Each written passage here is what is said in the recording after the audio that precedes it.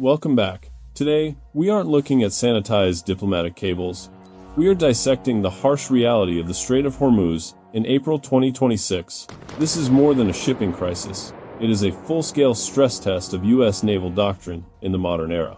The Strait of Hormuz, the world's premier energy artery, is currently facing a catastrophic bottleneck. Why is a nation with a defense budget nearing $900 billion appearing so cautious in the face of a few dozen Iranian underwater obstructions? The answer lies in the concept of asymmetric warfare.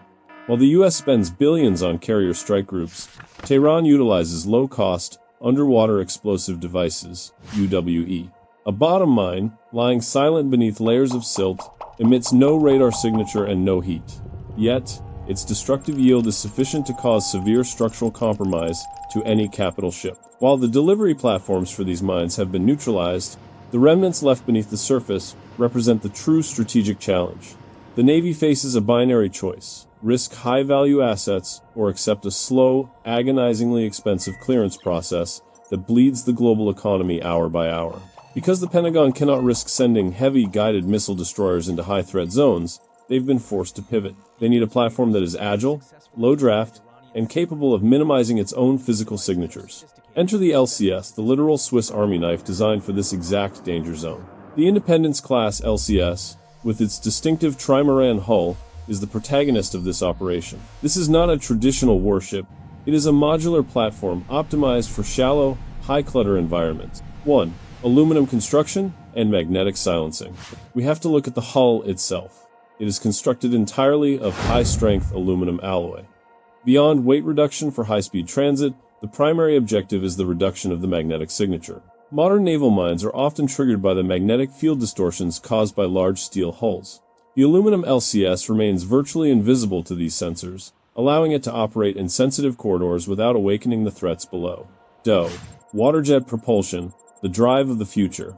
The LCS bypasses traditional propellers in favor of 4 massive Wärtsilä water jets. Acoustic signature reduction. This system minimizes underwater noise and cavitation, the very triggers that acoustic sensor mines are tuned to detect. Extreme maneuverability. Water jets allow a 418-foot vessel to perform 180-degree turns or emergency stops from 45 knots within a few ship lengths.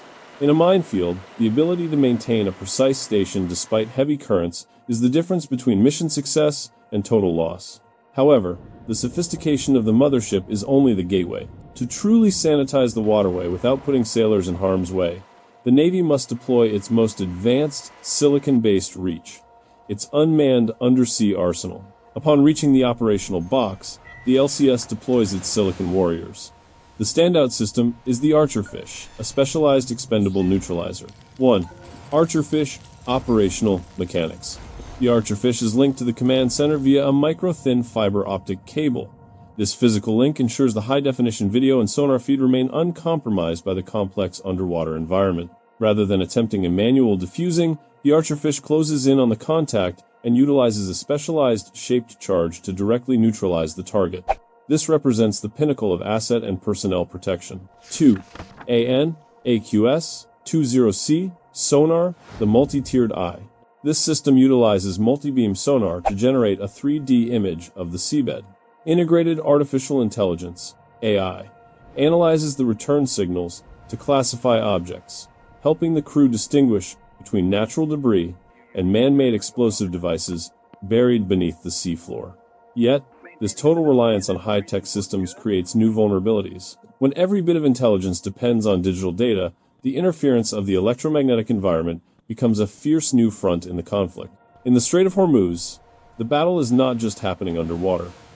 GPS jamming and data link interference are operating at high intensity to disorient U.S. unmanned systems.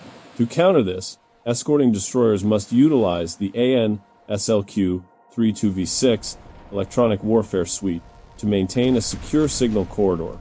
This is a chess match of frequencies. The U.S. must keep its robots awake while the adversary attempts to sever the invisible tether. If the transmission links are compromised, the entire clearance operation grinds to a halt. The complexity of the electromagnetic front, combined with the cautious pace of the clearance procedure, has extended the mission timeline. And it is this very delay that has created a window for another classic military tactic, the saturation attack. Why does clearing a small area take several weeks? Because the adversary doesn't need to destroy a ship with a mine. They only need the mines to fix the US fleet in place. While the LCS units are preoccupied with operating underwater robots, a state requiring high positional stability, they become less maneuverable.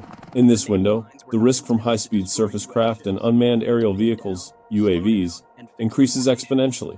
The US is forced to expend its most expensive technological resources just to maintain safety against high-volume, low-cost harassment. This is the military-economic puzzle that Washington is still struggling to solve. The tug-of-war between high-end silicon and low-tech pragmatism leads us to a critical conclusion about the current state of global sea power. Operation Hormuz 2026 is proof that modern technology can reduce risks to personnel, but it cannot fully eliminate the pressure of time and geopolitics. Despite possessing stealth hulls and intelligent robots, the U.S. Navy is facing the reality that a few rudimentary explosive devices can still stall a superpower. Sea power is no longer just about raw firepower. It is about the speed of adaptation and the ability to neutralize asymmetric threats in real time. Thank you for joining this deep dive analysis. In your view, will the shift toward robotics completely replace traditional combat methods? Or has silicon finally met its match in rusted steel? Goodbye and see you again in the next analysis topics.